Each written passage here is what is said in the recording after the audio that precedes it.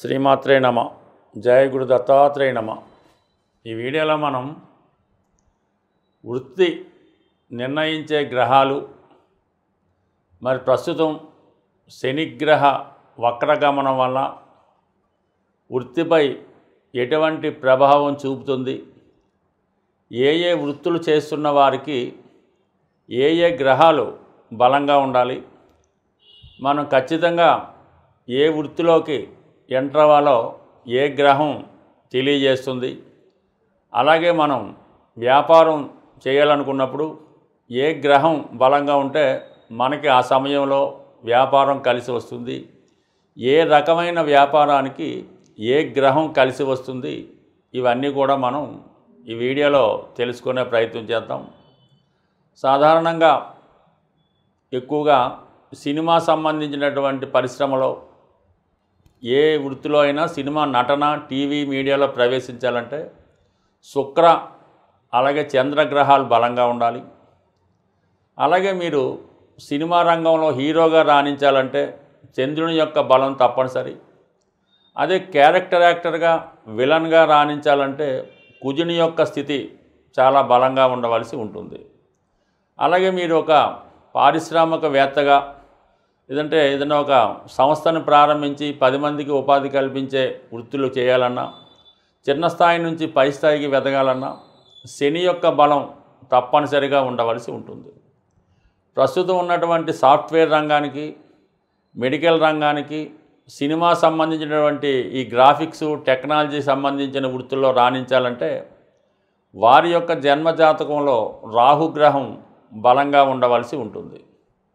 మీరు పోలీస్ డిపార్ట్మెంట్లో కానీ, ఎక్సైజ్ డిపార్ట్మెంట్లో కానీ, క్రీడా రంగంలో కానీ, లేదంటే ఏదైనా ఒక వృత్తిలో కంపల్సరీగా మీరు ఒక డ్రెస్ కోడ్ యూనిఫారం ధరించవలసినటువంటి ఉద్యోగంలో ఉండాలంటే కుజుని యొక్క బలం తప్పనిసరిగా ఉండవలసి ఉంటుంది. అలాగే ప్రభుత్వ ఉద్యోగంలో మీరు ప్రవేశించాలనుకుంటే రవి యొక్క బలం చాలా అనుకూలంగా బలంగా ఉండవలసి వస్తుంది.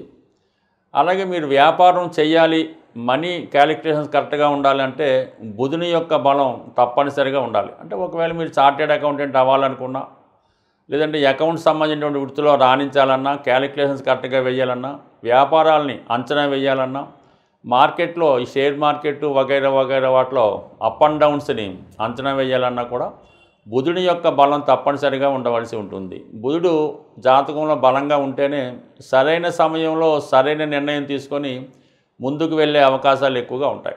అలాగే పాడి పరిశ్రమ, వ్యవసాయం, అలాగే మెడిసిన్స్, ఆయుర్వేదం ఇటువంటి వాటిలో మీరు బలంగా రాణించాలంటే చంద్రుని యొక్క బలం తప్పనిసరి. అలాగే కొన్ని ఆధ్యాత్మిక వృత్తులు, ఈ పౌరోహిత్యం, ఈ ప్రవచనాలు, ఈ జ్యోతిష్యం, ఆధ్యాత్మిక సంబంధించిన వృత్తుల్లో రాణించాలంటే కేతువు యొక్క బలం తప్పనిసరిగా ఉండవలసి ఉంటుంది. అయితే ఏదన్నా శని సేవకా వృత్తిని సూచిస్తాడు కాబట్టి శని సంబంధించినటువంటి కనెక్షను ఇప్పుడు చెప్పుకున్నటువంటి గ్రహాలకి ఉన్నప్పుడు జాతకుడు సబార్డినేట్గా చేయడం కానీ, ఉద్యోగం చేయడం కానీ జరుగుతూ ఉంటుంది. రవి స్వతంత్ర ప్లానెట్ అవ్వటం వల్ల, రాజగ్రహం అవ్వటం వల్ల, రవి యొక్క ఇన్ఫ్లుయెన్స్ వల్ల చాలా వరకు స్వతంత్ర వృత్తుల్లో ఉండడం, ఈ పాలిటిక్స్లో ఎంటర్ అవ్వడం, రాజకీయాలు ఇంచుమించుగా సాధారణ కౌన్సిలర్ దగ్గర నుంచి ప్రధానమంత్రి, రాష్ట్రపతి దాకా ఎదగాలంటే, గవర్నమెంట్లో అత్యున్నత స్థాయి ఐపీఎస్ ఐఏఎస్లు కావాలన్నా కంపల్సరీగా రవి యొక్క బలం చాలా అనుకూలంగా ఉండాలి. అయితే కొన్ని సందర్భాల్లో రవి మరీ విపరీతమైనటువంటి బలం ఉన్నప్పుడు ఓవర్ కాన్ఫిడెన్స్ వల్ల, అహంభావం వల్ల ఏ పని చేయకుండా మరి ఏదో ఒక దానికోసం వెయిట్ చేస్తూ కాలం వృధా చేయడం జరుగుతూ ఉంటుంది. ఒక విధంగా కొన్ని సందర్భాల్లో రవి బలహీనంగా ఉన్నప్పుడే అతడు అటు ప్రభుత్వ ఉద్యోగాల్లో రాణించగలుగుతూ ఉన్నారు. రవి బలంగా ఉన్నవాళ్ళు రాజకీయ రంగంలో రాణించగలగడం కూడా జరుగుతూ ఉంటుంది. ఈ విధంగా ప్రతి గ్రహానికి కూడా ఏదో ఒక వృత్తికి, ఏదో ఒక వ్యాపారానికి లింకప్ అయి ఉండడం జరుగుతూ ఉంటుంది. ఏదైనా జాతకుడు వృత్తిలో రాణించాలంటే 2-3 గ్రహాల యొక్క ప్రభావం ఉంటేనే ఆ జాతకుడు ఆ వృత్తిలో రాణించగలుగుతూ ఉంటాడు. ఏదైనా దశమ భావం బలంగా ఉండాలి, దశమాధిపతిని శుభగ్రహాలు చూస్తుండాలి. అలాగే దశమలో ఏ గ్రహం బలంగా ఉంటే, అంటే 2-3 గ్రహాలు ఉన్నప్పుడు ఏ గ్రహం బలంగా ఉంటే ఆ వృత్తిలో రాణించడం జరుగుతూ ఉంటుంది. గురువు బలంగా ఉంటే బ్యాంకింగ్, ఫైనాన్సు, ఉపాధ్యాయ వృత్తిలో రాణించగలుగుతూ ఉంటారు. అలాగే కుజుడు బలంగా ఉంటే పోలీస్ డిపార్ట్మెంట్లో రాణించగలుగుతుంటాడు. దీంతో పాటుగా అష్టక వర్గ పరిశీలించి దశమ భావంపై ఏ గ్రహం ఎక్కువ బిందువులు ఇచ్చి ఉందో ఆ సంబంధించిన వృత్తిలో రాణించే అవకాశాలు కూడా బలంగా ఉంటాయి. బట్ ఏదైనా ఒక్క దశమ స్థానమే కాకుండా అర్ధ త్రికోణాలైనటువంటి 2, 6, 10 పరిశీలించి జాతకుడు యొక్క లగ్న బలాన్ని కూడా పరిశీలించి వృత్తిని నిర్ణయించవలసి ఉంటుంది. మిథున రాశి వారు ఏ వృత్తిలో రాణించే అవకాశం ఉంది, వీళ్ళ జీవితం ఎక్కడ ప్రారంభిస్తే ఏ విధమైన ఫలితాలు పొందుతారు అన్న విషయాన్ని ఈ వీడియోలో తెలుసుకుందాం. మిథున రాశి రాశ్యాధిపతి బుధుడు, వాయుతత్వ రాశి. వీళ్ళ జీవితంలో సులువుగా కష్టపడకుండా ధనాన్ని సంపాదించడానికి అన్వేషిస్తూ ఉంటారు. చాలా తొందరగా ధనాన్ని సంపాదించే జాతకుల్లో మిథున రాశి వారు ప్రథమంగా ఉండడం జరుగుతూ ఉంటుంది. వీళ్ళ విద్యార్థి దశ నుంచే ఇంచుమించుగా ఏదో విధంగా మనీ సంపాదించాలనే ఆలోచనతో రకరకాలుగా ప్రస్తుతం ఉన్నటువంటి టెక్నాలజీని ఉపయోగించుకొని ధనార్జన చేయడం జరుగుతూ ఉంటుంది. వీళ్ళు ఉన్న చోట నుంచే ధనాన్ని సంపాదించే టాలెంట్ని కలిగి ఉంటారు. అంటే ఈజీ మనీ, స్పెక్యులేషను, ఇప్పుడు వస్తున్నటువంటి యాప్లు సృష్టికి కూడా వీళ్ళే కారణమవుతూ ఉంటారు. ఒక రెడ్ బస్ అవనవ్వండి, ఒక జొమాటో యాప్ అవనవ్వండి, ఇవన్నీ కూడా ఈ రాశివారు వారి అవసరాల కొరకు సృష్టించుకున్నవి.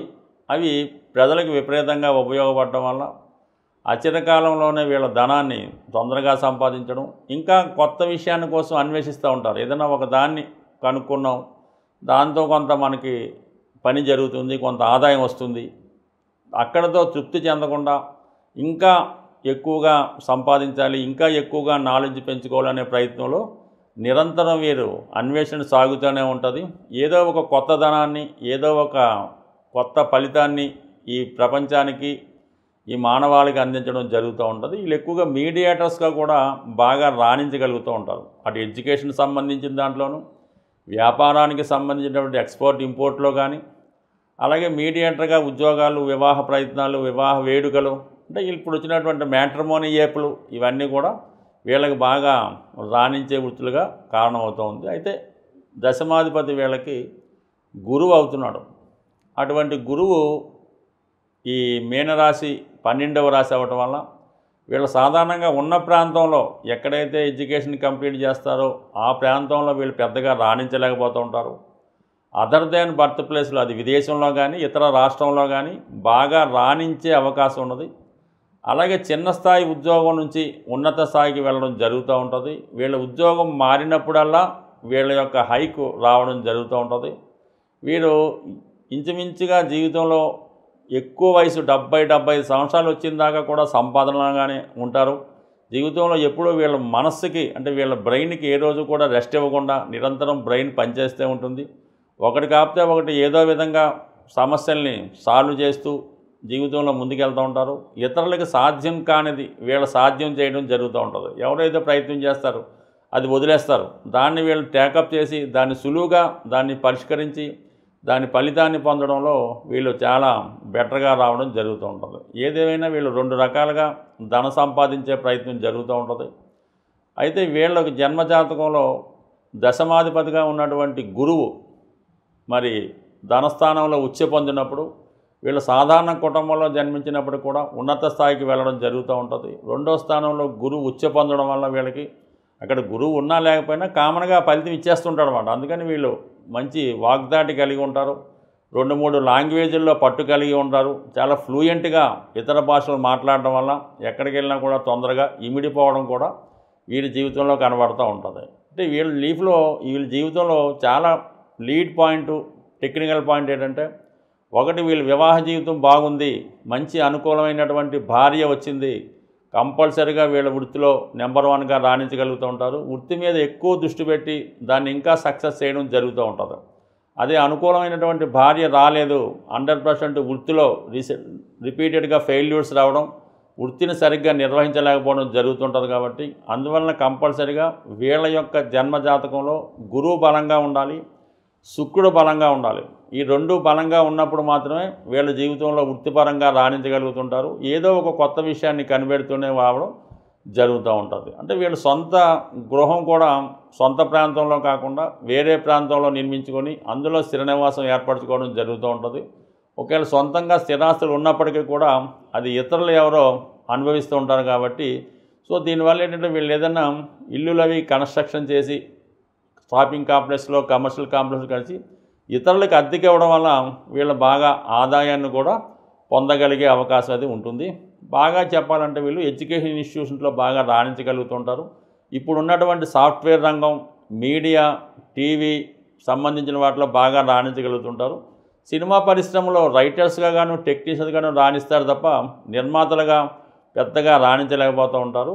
కానీ మంచి యానిమేషన్ వర్క్ ఇంప్రూవ్మెంట్ చేయడం వల్ల ఉన్నది లేనట్టు లేనిది ఉన్నట్టు సృష్టీకరించి చిన్న టెక్నిక్తో పెద్ద ఫలితాన్ని సంపాదించే వాళ్ళు ఈ మిథున రాశి వారు నెంబర్ 1గా ఉంటారు. అంటే బుధుడు వీళ్ళ జాతకంలో బలంగా ఉండవలసి ఉంటుంది.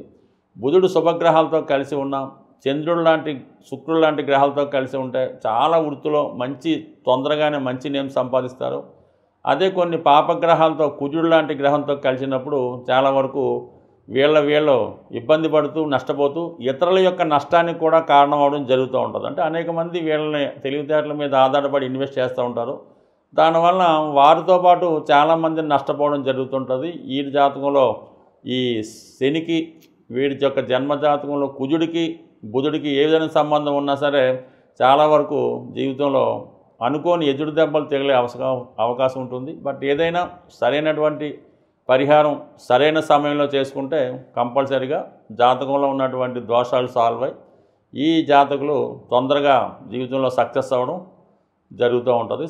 ఎవరైనా వారు చేస్తున్నటువంటి వృత్తిలో కానీ వ్యాపారంలో కానీ నిలకడగా ఉంటూ దినదిన అభివృద్ధి చెందాలంటే కంపల్సరీగా వాళ్ళు వారి దినచర్యలో చాలా పర్ఫెక్ట్గా ఉండవలసి ఉంటుంది. అంటే వాళ్ళు ఉదయం ఎన్ని గంటలకు లెగుస్తున్నారు, ఎన్ని గంటలకి నిద్రపోతున్నారు, అలాగే ఈ భోజన విరామ సమయాలు ఇవన్నీ కూడా ప్రతిరోజు కూడా పర్ఫెక్ట్గా ఒకే టైంకి మెయింటైన్ చేయవలసి ఉంటుంది.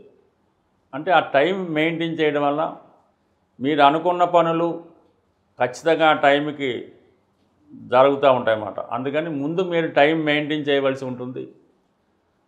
అలాగే ప్రభుత్వానికి చెల్లించవలసినటువంటి income tax, sale tax, GST వగైరా వగైరా పర్ఫెక్ట్గా అకౌంట్ మెయింటైన్ చేయడం, టెన్షన్గా మనం వారికి పే చేయవలసినటువంటి గవర్నమెంట్కి చెల్లిన ప్రతి ట్యాక్స్, ఇన్కమ్ ట్యాక్స్ అవ్వచ్చు, రోడ్ ట్యాక్స్ అవ్వచ్చు, సేల్ ట్యాక్స్ అవ్వచ్చు, ఇవి ఖచ్చితంగా పే చేయవలసి ఉంటుంది.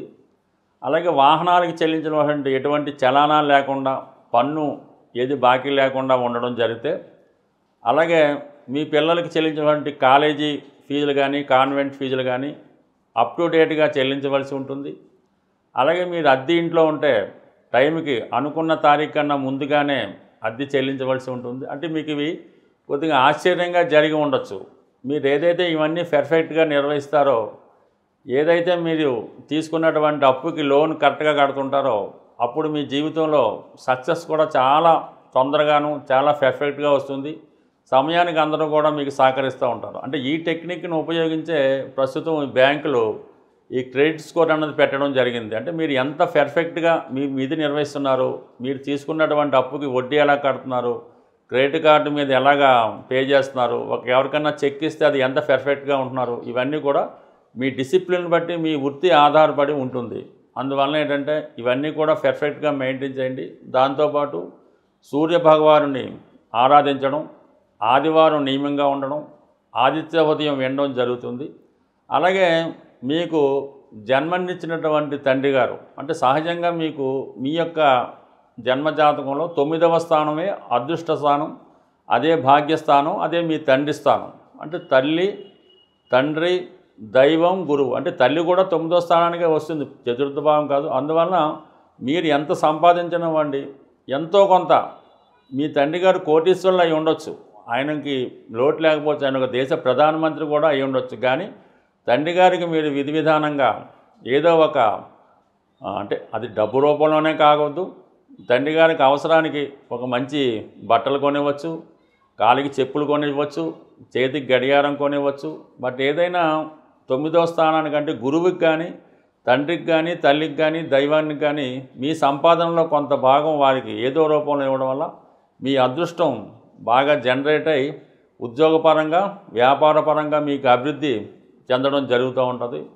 ఎట్టి పరిస్థితుల్లో కూడా మీ యొక్క తల్లిదండ్రుల్ని మీకు వాళ్ళని భరించడం కష్టమైనప్పుడు పక్కకు తప్పుకోండి, ఎవరో ఒకరు చూస్తారు. అంతేగాని వాళ్ళని బలవంతంగా ఏదైనా ఒక ఓల్డ్ ఏజ్ హోమ్లో పెట్టే ప్రయత్నం మాత్రం చేయొద్దు.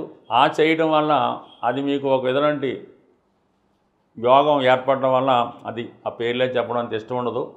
ఆ ప్రభావం వల్ల తర్వాత మీ జీవితంలో కొన్ని ఇబ్బందులకు లోనయ్యే అవకాశం ఉంది. బట్ ఏదైనా సదా మీకు అదృష్టాన్ని ఇచ్చే భాగ్యస్థానాన్ని మీరు కాపాడుకోవాలంటే ఈ పెద్దవాళ్ళని అంటే తల్లి, తండ్రి, గురువు, దైవాన్ని వాళ్ళు దుర్మార్గులు అవ్వచ్చు, హంతకులు అవ్వచ్చు, కూనీకోరులు అవ్వచ్చు, తాగుబోతులు అవ్వచ్చు, కానీ వాళ్ళని మీరు గౌరవించడం, వారి జాగ్రత్తగా మీరు కాపాడుకోవడం అన్నది మీ విధి. మీరు ఎంత బాగా చేస్తే తర్వాత మీ తరం అంత అనుకూలంగా ఉంటుంది. స్వస్తి.